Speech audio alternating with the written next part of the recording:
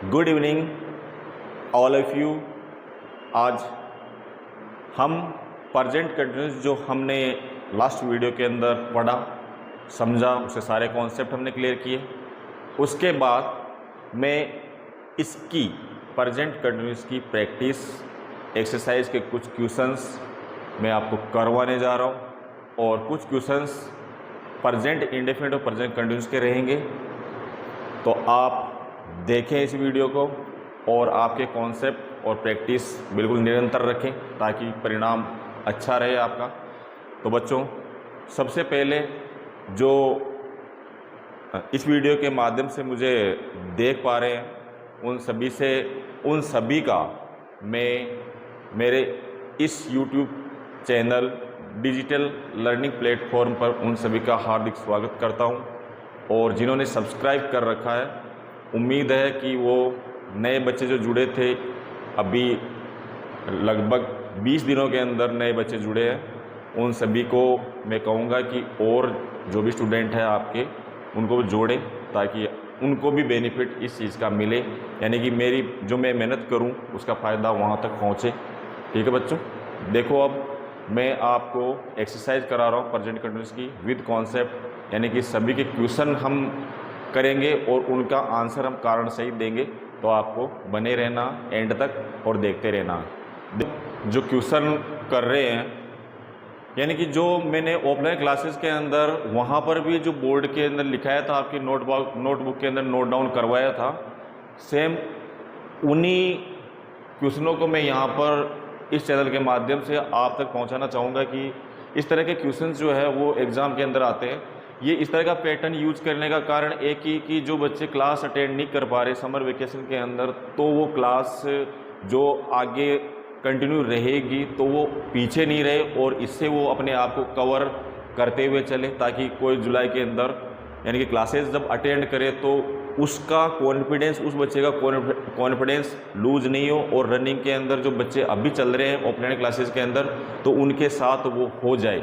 तो देखिए आप, अब देखो क्वेश्चन मैंने लिखा है, 3 क्वेश्चन लिखे हैं यहाँ पर, आपको बहुत अच्छी तरह से समझना है।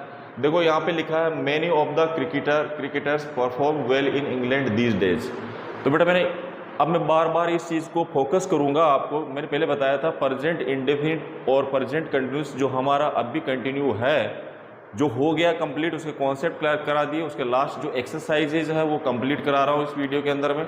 तो उसके अंदर देखना है और सारे क्वेश्चन इस तरह से ही है जिस तरह से एग्जाम में पूछे जाते हैं, कोई अलग से नहीं है। यहाँ पर जो एग्जाम में जिस तरह से पुराने पेपरों के अंदर जिस तरह से क्वेश्चन पूछे गए हैं उसी पैटर्न पर आधारित मैं यहाँ पर या आपकी क्लासेस के अंदर जो और यहाँ पर जो इस डिजिटल प्लेटफॉर्म है वहाँ पर भी मैं वही चीज़ें आपको एक्सप्लेन करके विद रीजन ये गलती कैसे हुई इसके अंदर और क्या करना चाहिए, कारण सहित मैं हर एग्जाम्पल को आपके सामने रखूँगा।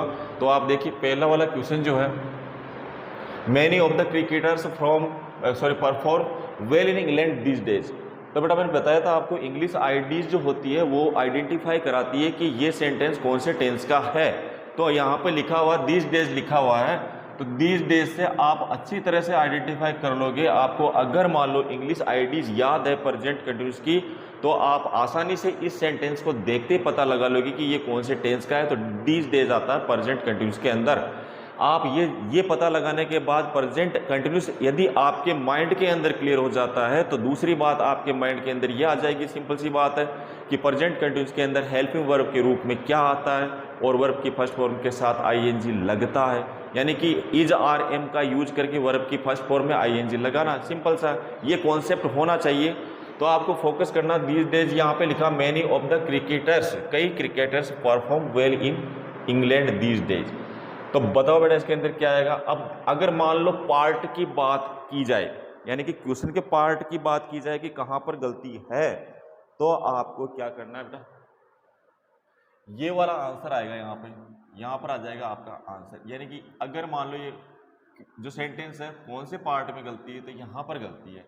अब हम समझेंगे कि क्या गलती है। सुनना इधर, दीज डेज आया, आपको पता है यहाँ पे मैनी ऑफ द क्रिकेटर्स है, तो ये एक प्लूरल सब्जेक्ट के रूप में यहाँ पर यूज हुआ है। प्लूरल सब्जेक्ट के साथ जो हेल्पिंग वर्ब आती है प्रेजेंट कंटिन्यूस के अंदर, वो आती है आर। क्या आती है? आर। यदि अब अगर सेंटेंस को कंप्लीट करेंगे हम राइट, तो आर आएगा। आर के साथ देखो आप यहाँ पे मेन वर्ब देख पा रहे हो, परफॉर्म। तो बेटा यहाँ पे आर के बाद क्या आ जाएगा? परफॉर्मिंग। क्या आ जाएगा? आईएनजी लगेगा, नहीं लगेगा? तब जाके तब आपका सेंटेंस यहां पर बिल्कुल सही होगा। Is that clear? समझ में आई आपके? Are performing. दीज डेज से इंग्लिश आईडी जो है उससे इतना बेनिफिट हुआ है कि आपके गलत होने के चांसेस 90% खत्म हो गए। अब चलो सेकंड वाला क्वेश्चन है, पहला वाला कर लिया आपने, सेकंड वाला है the teacher is teaching still nicely and beautifully.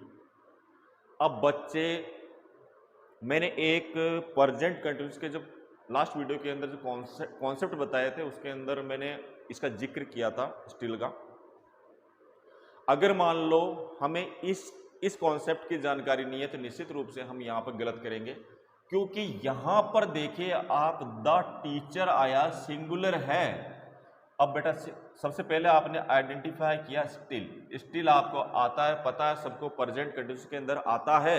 यहां तक पहुंचे आपको ईजाआरएम के साथ वर्ब की फर्स्ट फॉर्म के साथ आईएनजी का यूज करना है। ये कॉन्सेप्ट आपके माइंड में बैठा हुआ है। लेकिन जो कॉन्सेप्ट मैंने लास्ट वीडियो के अंदर बताया है कि स्टिल का एक अलग से कॉन्सेप्ट है, इसका अनुसरण करें, इसका ध्यान रखें कि एग्जाम के अंदर किस तरह से क्वेश्चन पूछा जा सकता है। तो आपको याद होनी चाहिए ये चीज। क्या याद होनी चाहिए? आपने देखो सबसे पहले तो अगर मान लो नॉर्मल जानकारी है किसी भी स्टूडेंट को, तो सिंपल सी बात है, स्टिल को देखेगा प्रेजेंट कंटिन्यूस में इज आर एम आता है, वेन वर्ब के साथ आईएनजी लगा हुआ, इज टीचिंग, उसके हिसाब से ये क्वेश्चन 100% राइट होगा, वो कॉन्फिडेंस के साथ बोल सकता है। लेकिन बच्चों मैंने कॉन्सेप्ट जो बताया था अलग हट के कॉन्सेप्ट है, इसका थोड़ा ध्यान रखें एग्जाम के अंदर। अब कोविड भी नहीं है कि आपके लिए इजी पेपर आए, समझना ध्यान से कि किसी भी तरह से घुमा फिरा कर पूछा जा सकता है, क्योंकि अब स्टूडेंट पूरे साल पढ़ता है, पहले की तरह नहीं है, फुल कोर्स हो गया है। सबको, बोर्ड वालों को, पेपर बनाने वालों को सबको पता है कि पूरे साल स्टडी हो रही है अब, ठीक है। तो ध्यान रहे आपको, यदि स्टिल आया, स्टिल आते आपके माइंड में आना चाहिए सबसे पहले तो स्टिल आ गया ना, तो सबसे पहला कॉन्सेप्ट तो ये क्लियर करना है भाई, इज आर एम आएगा, इज आर एम आएगा, वर्ब के फर्स्ट फॉर्म के साथ आईएनजी लगाने, यानी कि प्रेजेंट कंटिन्यूस के अंदर बताना। लेकिन ये तो ऑलरेडी प्रेजेंट कंटिन्यूस के अंदर बना हुआ है, तो सेकंड स्टेप क्या आएगी? सेकंड स्टेप ये आएगी कि स्टिल की पोजीशन कहां पर होगी। मैंने बताया था अभी जो लास्ट वीडियो था उसके अंदर, मैंने वीडियो के अंदर इस कॉन्सेप्ट को बताया था, स्टिल का यूज होगा मेन वर्ब से पहले, सबसे सिंपल बात। और एग्जाम के अंदर क्वेश्चन दे दिया जाता है, क्या दे दिया जाता है? देखो अफर्मेटिव और इंटरोगेटिव के अंदर ही स्टिल आपको देखने को मिलेगा, तो ही सही करना है, ये ध्यान। अफर्मेटिव और इंटरोगेटिव के अंदर ही इसका यूज होगा, नेगेटिव सेंटेंस के अंदर यूज नहीं होगा। नेगेटिव सेंटेंस के अंदर अगर मान लो पार्ट डिवाइडेशन आ जाए या ऑब्जेक्टिव या फिल इन द ब्लैंक्स आ जाए, तो नेगेटिव के अंदर स्टिल का यूज नहीं करना। ओके, तो समझ में आई? मेन कॉन्सेप्ट क्या है? ये स्टिल जो है वो कहां आता है? मेन वर्ब से जस्ट पहले। तो अब इसको देखेंगे हम, तो द टीचर इज टीचिंग। अब देखो टीचिंग क्या है बेटा? यहां पे मेन वर्ब है। क्या है? Main verb. अब इसकी जो स्टिल की पोजीशन है वो कहां आनी चाहिए? यहां पे आनी चाहिए। कहां पे आनी चाहिए? स्टिल, ठीक है। तो यानी कि पूरा आंसर जो होगा इसका इज स्टिल टीचिंग, ये इसका आंसर होगा। ध्यान रहे, मैं वापस रिपीट कर रहा हूं, समझना ध्यान से। इस सेंटेंस को देखने से आपको पता चला स्टिल आया, स्टिल के साथ आपको पता है इंग्लिश आईडी याद है, तो प्रेजेंट कंटिन्यूस का यूज करोगे, प्रेजेंट कंटिन्यूस का यूज करोगे तो आपको इज आर एम और उसके साथ वर्ब के फर्स्ट के साथ आईएनजी लगाओगे, तो सारी चीज यहाँ पे है, इट मीन्स आपके हिसाब से राइट है। लेकिन याद रखना दूसरा कॉन्सेप्ट और ध्यान रखना, स्टिल का मेन वर्ब से जस्ट पहले ही स्टिल का यूज होगा, अन्यथा वो सेंटेंस गलत होगा, बस ये ध्यान रखना, ठीक है। अब चलते थर्ड वाले में, आई am noticing that he works for holidays. तो बच्चों मैंने आपको एक कॉन्सेप्ट और बताया था, अगर ये कॉन्सेप्ट क्लियर नहीं है डायरेक्ट इसी वीडियो को देखना चाहते हो तो ये आपके समझ में नहीं आएगा। इससे पहले वाला वीडियो देखिए, प्रेजेंट कंटिन्यूस वाला अपलोड हो चुका है, डाल दिया, उसको समझ लिया अच्छी तरह से। दो कॉन्सेप्ट बहुत अच्छे हैं उसके अंदर, दो कॉन्सेप्ट आपको मतलब आगे तक काम में आएंगे, उनका ध्यान रहे कहीं गलती ना करें, ठीक है। अब देखो इसके अंदर देखो, I am noticing that he works he for whole days. तो बेटा मैंने एक चीज बताई थी आपको, यानी कि कुछ वर्ब्स ऐसी होती है, मेन वर्ब्स ऐसी होती है जिसके साथ हम आईएनजी का यूज नहीं कर सकते। तो क्या करें सर? भाई समझना है, कुछ वर्ब्स जो मैंने लास्ट वीडियो के अंदर बोर्ड के अंदर मेंशन कर दी, नोट डाउन भी कर लिया होगा, ऑफलाइन क्लासेस के अंदर भी मैंने लिखा रखी है सारी वर्ब्स। तो आपको समझना है कुछ वर्ब्स ऐसी होती है जिसके साथ हम आईएनजी का यूज नहीं कर सकते, और तो किस में करेंगे? तो आपको उसको किस में जाना है? प्रेजेंट इंडेफिनिट में बनाना है। सब्जेक्ट के अकॉर्डिंग वर्ब की फर्स्ट फॉर्म में एस लगाना। समझ में आ गई? तो देखो कैसे होगा। अब यहाँ पे देखो मैंने वो जो वर्ब्स लिखाए थे उसके अंदर नोटिस भी था, नोटिस के साथ आप आईएनजी नहीं लगा सकते। क्या नहीं लगा सकते? आईएनजी नहीं लगा सकते। अब बेटा यहाँ पे अब इसको किसमें बदलेंगे प्रेजेंट इंडेफिनिट के अंदर। याद रहे, प्रेजेंट इंडेफिनिट के अंदर बदलेंगे, ठीक है। तो यहाँ पे आई आया, आपको पता आई के साथ वर्ब की फर्स्ट फॉर्म का ही यूज होता है प्रेजेंट इंडेफिनिट के अंदर। प्रेजेंट इंडेफिनिट को वापस याद कीजिए, आई के साथ वर्ब की फर्स्ट फॉर्म का ही यूज होता है, उसके साथ एस या ईएस लगाने की गलती मत करना। सिंगुलर सब्जेक्ट थर्ड पर्सन के साथ ही हमें मेन वर्ब के साथ एस या ईएस का यूज करना है, ओके। चले अब देखो आई के साथ किसका यूज होगा? वर्ब की फर्स्ट फॉर्म। तो बेटा यहाँ पे वर्ब कौन सी आ रही है? नोटिस आ रही है। तो बस ओनली आपको यही करना, आई नोटिस। क्या करना आपको? I notice that he works for whole days. तो आपको ये चीजें क्लियर हुई होगी। आप नोट डाउन भी कर लेना, स्क्रीनशॉट लेके आप अच्छे से फुर्सत से लिखना। अगर मान लो कोई जो बोर्ड विजिबल अच्छी तरह से नहीं हो पाए तो इसका रीज़न ये है कि कभी कभी यहाँ पर लाइट चली जाती है और आ जाती है, तो आप परेशान नहीं हुए, थोड़ा सा स्क्रीनशॉट लेके ध्यान से देख के भी आप लिख सकते हो, ओके। आप एक्सरसाइज देख रहे होंगे और लिखी है मैंने, वीडियो को रोक कर लिखने का कारण यही है बच्चों, बता दिया मैंने, वीडियो ज़्यादा लंबा नहीं हो, आप बोर नहीं हो, पहले से ऑलरेडी लिखा हुआ है। क्योंकि यहाँ पर डिजिटल बोर्ड तो है नहीं जो मैं क्लिक करूं और दूसरी एक्सरसाइज यहाँ पे शो हो जाए, यहाँ पे मुझे ही मेरे हाथों से लिखनी पड़ती है, ओके। चले देखो, जो अपना क्वेश्चन देखने को मिलेंगे एग्जाम के अंदर, यहाँ से पूरा आपने रीड किया, उसके बाद आइडेंटिफाई किया आपने करंटली एक ऐसी इंग्लिश आईडी है जिसका यूज प्रेजेंट कंटिन्यूस के अंदर किया जाता है। प्रेजेंट कंटिन्यूस के आपको रूल रेगुलेशन सारे याद है, हेल्पिंग वर्ब में क्या आता है, वर्ब कौन सी आती है, आपके कंसेप्ट क्लियर है। अब आपको करना क्या है, यहाँ पे ब्रैकेट के अंदर दिया हुआ होगा जो आपको एक मेन वर्ब दी हुई होगी, तो यहाँ पर रन है बेटा, तो यहाँ से आप सब्जेक्ट को निकालोगे, क्या निकालोगे? वन ऑफ माई फ्रेंड्स, मेरे फ्रेंड में से एक। बेटा कौन सा हो? सिंगुलर सब्जेक्ट का यूज हुआ यहाँ पे। सिंगुलर सब्जेक्ट का यूज होने की वजह से आपको सिंगुलर सब्जेक्ट के साथ इज लगाना है, और मेन वर्ब वहाँ पे दी हुई है, तो आपको क्या करना है? आईएनजी लगाकर फॉर्म फिल कर देनी है।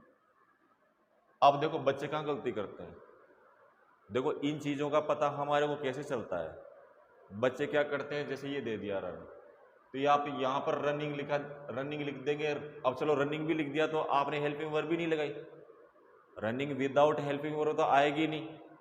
आप पास्ट कंटिन्यूस के अंदर जाओगे तो वो आज वर्ब लगाना पड़ेगा आपको, समझ में आ रही है ना। और प्रेजेंट कंटिन्यूस के अंदर जाओगे तो इजार में लगाना पड़ेगा। लेकिन बहुत सारे बच्चे गलती क्या करते हैं, यहाँ पे पता नहीं क्या समझते हैं, क्या करते हैं, कुछ सोचते विचारते भी नहीं, यहाँ पे सीधा भर देंगे रनिंग। अब कोई मतलब ही नहीं है हेल्पिंग वर्ब का, ठीक है ना। थोड़ी समझदारी रखना, क्योंकि इन वीडियो से आपको ये चीज़ें क्लियर होगी, ये कॉन्सेप्ट क्लियर होंगे, ताकि आप गलतियां नहीं करो आगे। समझना ध्यान से। बहुत सारे बच्चों ने गलती की थी जब टेस्ट हुआ था जब। अब देखिए यहाँ पे क्या आएगा, currently one of my friends, आपने आइडेंटिफाई कर लिया किससे? इंग्लिश आईडी से। करंटली किसकी इंग्लिश आईडी होती है? प्रेजेंट कंटिन्यूस की होती है। आपको पता है इज़ारएम का यूज होता है, फर्स्ट वर्ब के साथ आईएनजी लगता है, सिंपल सी बात है, ये तो याद है आपको, तो कर लोगे, ठीक है। तो मेन वर्ब कौन सी होगी? वो रन दी हुई है, यहाँ पर सिंगुलर सब्जेक्ट होने की वजह से यहाँ पे क्या आ गया बेटा? ईज आ गया, ओके। चलो सेकंड वाला क्वेश्चन करेंगे हम। Some students English these days. आपको पूरा सेंटेंस रीड करना है अच्छी तरह से। अगर मान लो इंग्लिश आईडीज मिल जाती है आपको, तो सबसे आसान तरीका है क्वेश्चन करने का, जो फिल इन द ब्लैंक्स आते हैं आपके वर्ब से रिलेटेड, उनको करने का सबसे आसान तरीका है ये। आपको इंग्लिश आईडीज कोई ज़्यादा नहीं, इंग्लिश आईडीज तो आपको रट लेना है, आपके माइंड में होनी चाहिए ये इंग्लिश आईडी किसकी है, बहुत आसान रहेगा तरीका। अब चलो आपको पूरा सेंटेंस देखना है, इंग्लिश आईडी आ रही है नहीं आ रही, तो इसमें तो आ रही है, दीज डेज आ गया। अब दीज डेज किस में आता है, प्रेजेंट कंटीन्यूअस के अंदर आता है। तो आप चले जाओ सब्जेक्ट के पास, सम स्टूडेंट्स है, कुछ विद्यार्थी है, अब प्लूरल हो गया, सम स्टूडेंट्स क्या हो गए, प्लूरल सब्जेक्ट के अंदर आ गया, प्लूरल सब्जेक्ट के साथ प्रेजेंट कंटीन्यूअस के पास गए, प्रेजेंट कंटीन्यूअस के अंदर प्लूरल सब्जेक्ट के साथ क्या आता है, आर आता है। अब वहाँ पे मेन वर्ब दे दी, ब्रैकेट के अंदर आपको एग्जाम के अंदर लिखने मिलेगा वहाँ पे लिखा हुआ, तो ब्रैकेट के अंदर मिला, यहाँ पे आपको मेन वर्ब दी लर्न। तो बेटा लर्न के साथ क्या लगा देंगे हम, आईएनजी लगा देंगे, क्या लगा देंगे, तो क्या हो जाएगा, लर्निंग। तो आपका फाइनल आंसर यह होगा जो फिल इन द ब्लैंक्स दिया हुआ है इसके अंदर आर लर्निंग करना है, वहाँ पे ध्यान रखना आपको आईएनजी के साथ जहाँ हेल्पिंग वर्ब लगती है वहाँ पे हेल्पिंग वर्ब का भी यूज करना, इसी को चेंज मत करना। आप क्या अपने आप को वो समझने लग जाते हो, तो इसमें क्या करोगे, आईएनजी लगा दोगे, ऐसी गलती मत करना। ओके, तो आर लर्निंग इसका फाइनल आंसर होगा। इसी तरह थर्ड वाला क्वेश्चन है, mister Verma is still TV watch. Watch की राइट फॉर्म यहाँ पे फिल करनी है, जो फिल इन द ब्लैंक्स दिया हुआ है इस क्वेश्चन के अंदर, ये जो वॉच दिया हुआ मेन वर्ब दी है उसकी राइट फॉर्म आपको फिल करनी है। ओके, तो बेटा इसको यहाँ से पढ़ा अपने आपको क्या दिखाई दिया, स्टिल दिखाई दिया, आपको पता है, फिर वापस वही कॉन्सेप्ट है, स्टिल कहाँ पर आता है, प्रेजेंट कंटीन्यूअस के अंदर आता है, उसकी इंग्लिश आईडीज के अंदर आता है, तो आप प्रेजेंट कंटीन्यूअस की हेल्पिंग वर्ब और मेन वर्ब का यूज करोगे इसके अंदर। ठीक है, तो यहाँ पे देखा वॉच है। अब ये बताओ मुझे कि मिस्टर वर्मा जो है ये सिंगुलर सब्जेक्ट है, सिंगुलर सब्जेक्ट साथ इज आता है, बेटा यहाँ पे इज दे दिया ऑलरेडी। ठीक है, तो आपको इज के साथ किसका यूज करना, मेन वर्ब की फर्स्ट फॉर्म में आईएनजी लगाकर यूज करना है। तो आप क्या कर दोगे यहाँ पे, वॉचिंग।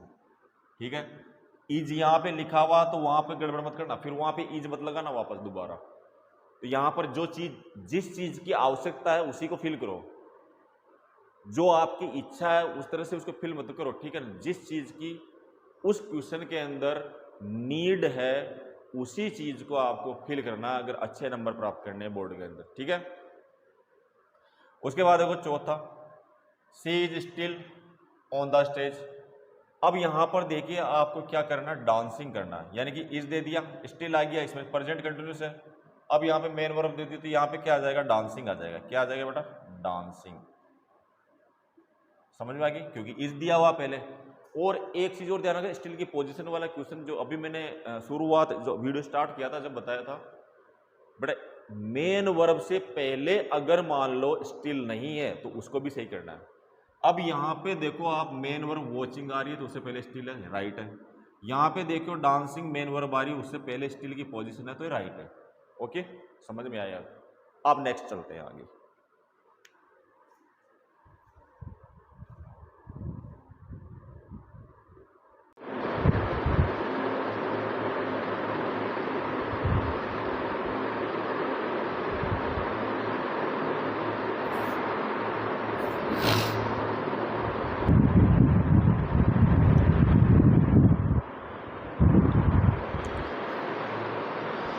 अब इसके बाद नेक्स्ट जो क्वेश्चन है अपने वो क्या है, देख लो इसके आंसर भी किस तरह से आंसर करने हैं आपको।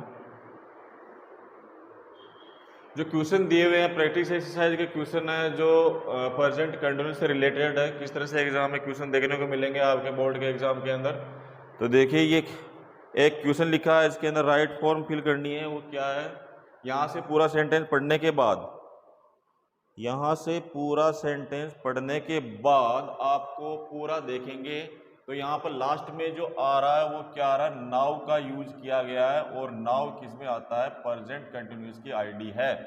और प्रेजेंट कंटीन्यूअस की आईडी होने की वजह से आपको पता है कि इसके अंदर इज आर एम का यूज किया जाता है सब्जेक्ट के अकॉर्डिंग। सब्जेक्ट के अकॉर्डिंग जो हेल्पिंग वर्ब है इज आर एम का यूज किया जाएगा, उसके साथ वर्ब की फर्स्ट फॉर्म में आईएनजी लगाई जाएगी। पूरे वीडियो में यही कहता आ रहा हूँ मैं, प्रेजेंट कंटीन्यूअस के अंदर दो ही चीज़ें याद रखनी है, is R am helping verb, main verb के साथ आईएन वर्ब की फर्स्ट वर्ब के साथ आईएनजी का यूज करना है। तो आपने यहाँ पे इंग्लिश आईडी देखी, नाउ। नाउ का मतलब प्रेजेंट कंटीन्यूअस का सेंटेंस है। प्रेजेंट कंटीन्यूअस के अंदर आप सबसे पहले जाओगे सब्जेक्ट के बाद सब्जेक्ट क्या आ रहा है, यहाँ पे सिंगुलर आ रहा है। सिंगुलर आने की वजह से यहाँ पर किसका यूज होगा, हेल्पिंग वर्ब के रूप में इज का यूज होगा। किसका यूज होगा, इज का यूज होगा। वहां पे ब्रैकेट के अंदर मेन वर्ब दी हुई है। क्या दी हुई है, मेन वर्ब जो दी हुई है। अब बेटा मेन वर्ब दी हुई है यहाँ पर। अब इस मेन वर्ब के साथ इज प्रेजेंट कंटिन्यूस क्या होता है, मेन वर्ब के साथ आईएनजी, मेन वर्ब की फर्स्ट फॉर्म के साथ किसका यूज करते हैं, आईएनजी का यूज करते हैं। तो यहाँ पर आंसर क्या हो जाएगा आपका, हाइडिंग। ये इसका आंसर होगा। ठीक है, कर लोगे। दूसरा क्वेश्चन है, the son education minister, sorry the education minister this place next week. याद रहे बेटा, ये नेक्स्ट वीक जो वर्ड है ये देखने से आपका दिमाग खराब कर सकता है और आप कहाँ जा सकते हो, कहाँ जा सकते हो, फ्यूचर के अंदर जा सकते हो। आएंगे भैया आपके एजुकेशन शिक्षा मंत्री जी है जो इस स्थान पर अगले हफ्ते आएंगे। याद रहे एक चीज, इसके लिए एक कॉन्सेप्ट बता देता हूं मैं आपको बता रहा हूं कि अगर मान लो ऐसी कंडीशंस जो फ्यूचर में प्लान की गई, सॉरी मतलब फ्यूचर में घटित होने वाला जो एक्शन है जिसका प्लान वर्तमान में किया गया हो। याद रहे, मैं वापस रिपीट कर रहा हूं, फ्यूचर का प्लान या फ्यूचर का जो एक्शन जिसका प्लान कभी किया गया हो, वर्तमान में किया गया हो, और उस एक्शन या उस काम को होने की जो पॉसिबिलिटी है, उस काम को संपूर्ण होने की जो संभावना है वो 90% के लगभग होनी चाहिए, तो हम प्रेजेंट कंटिन्यूस के अंदर उस सेंटेंस को बनाएंगे। तो नेक्स्ट वीक दिख जाए या फ्यूचर की कोई सी भी आईडी दिख जाए, लेकिन क्या होना चाहिए, प्लान होना चाहिए। अब देखिए एजुकेशन मिनिस्टर यहां पर कल आएंगे तो या अपन कॉमन सेंस इतना सा तो अपना चलता है, स्टूडेंट है 10th क्लास के, तो भाई प्लान किया होगा जब भी तो आएंगे ना, समझ में आ रही है, कोई प्लान किया होगा और आएंगे। फिर तो न्यूज़पेपर में आ गया, अपने टीवी के अंदर न्यूज़ के अंदर आ गया, तो फिर आएंगे, उनका शेड्यूल फिक्स है। यानी कि फ्यूचर का प्लान जिसके 90% सत्य होने की या संभावना हो, तो आप किसका यूज करेंगे, प्रेजेंट कंटिन्यूस का। तो आप कंफ्यूज नहीं हुए यहाँ पे।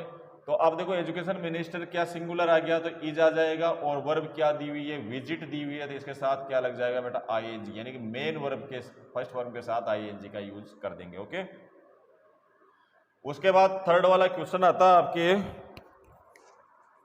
थर्ड वाला क्वेश्चन है the cloth sorry see fill in the blank close at this time. ये तो सीधा सा है, एट दिस टाइम को आपने आइडेंटिफाई कर लिया। एट दिस टाइम क्या प्रेजेंट कंटिन्यूस की आईडी है, तो आप देखोगे तो या मेन वर्ब दी हुई है, सी सिंगुलर है, सी के साथ क्या आ जाएगा, इज आ जाएगा। मेन वर्ब क्या वॉश दी हुई है, इसकी फर्स्ट फॉर्म है, तो इसके साथ क्या लगा दोगे, आईएनजी का यूज कर दोगे, तो आपका ये आंसर भी सही हो जाएगा। ठीक है, इंग्लिश आईडीज का इंपॉर्टेंस कितना होता है एक्सरसाइज से पता चल रहा होगा आपको। अगर इंग्लिश आईडीज नहीं आती तो उसके अलावा मैंने हर टेंस के अंदर कॉन्सेप्ट भी दे रहा हूँ किस तरह से, और जितनी प्रैक्टिस करोगे तो कॉन्सेप्ट से रिलेटेड भी नहीं होगा। अगर इंग्लिश आईडीज भी नहीं होगी तो कॉन्सेप्ट अगर क्लियर है आपके, तो फिर आप आसानी से प्रैक्टिस कर रखिए तो हर चीज को आप पकड़ लोगे। ठीक है, समझ में आ गई। अब फोर्थ वाला क्वेश्चन है, my mother food at this moment. अब देखो एट दिस मोमेंट, इस क्षण मेरी मम्मी क्या कर रही है, इस समय भी हो सकता है, इस क्षण भी हो सकता है, मोमेंट का मतलब क्षण होता है। तो यहाँ पे माई मदर आपने देखा at this moment, English ID है, प्रेजेंट कंटिन्यूस की है बेटा। प्रेजेंट कंटिन्यूस की होने की वजह से माई मदर सिंगुलर सब्जेक्ट आ गया, सिंगुलर सब्जेक्ट साथ इज आता, मेन वर्ब वहां पे कुक दी हुई है, और कुक की फर्स्ट फॉर्म होती है कुक, और इसके साथ हमें क्या लगाना है, कुकिंग। ये इसका आंसर होगा। तो आपको समझना है ध्यान से इन चीजों को, दिमाग। बड़ा एक चीज और बता देता हूँ लास्ट के अंदर, सुना, इसको लिख लीजिए, आप नोट डाउन कर लीजिए। मैं बहुत अच्छी चीज बताऊंगा स्टूडेंट के लिए, थोड़ा ध्यान से देखें उसको।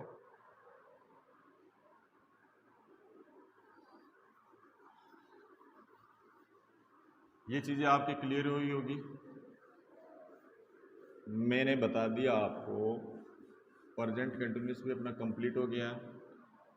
इसके बाद जो अपने क्लासेस के अंदर टेस्ट हुआ था वो भी कंप्लीट हो गया, टेस्ट का पेपर भी सॉल्व करा दिया।